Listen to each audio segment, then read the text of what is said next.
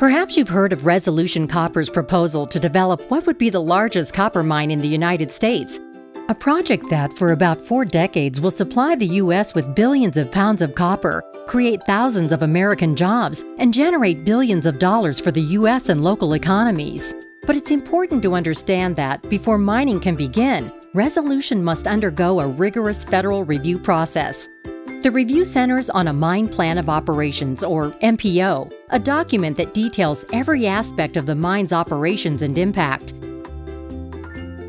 The Resolution copper mine will create thousands of jobs and be one of the most technologically sophisticated and efficient mining operations in the world. It will rely on a well-established technique called block caving to extract the deposit that lies 7,000 feet deep.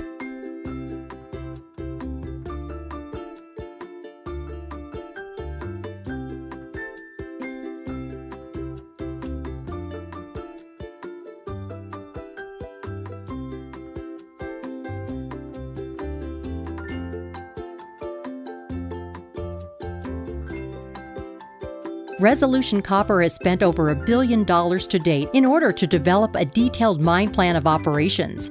As promised to the public in November of 2013, Resolution Copper submitted its Mine Plan of Operations to the U.S. Forest Service. The MPO describes every aspect of the project. Once the plan has been reviewed for completeness by the United States Forest Service, comprehensive review of the project under the National Environmental Policy Act, or NEPA, will officially begin before a final MPO can be issued. The NEPA process is led by the USFS and involves a review by other state and federal agencies like the Environmental Protection Agency. During NEPA, the USFS and their independent third-party contractor will also release a draft and final Environmental Impact Statement, or EIS, which analyzes the overall environmental impact of the Resolution Copper project. Under NEPA, the USFS is required to complete consultation with Native American tribes.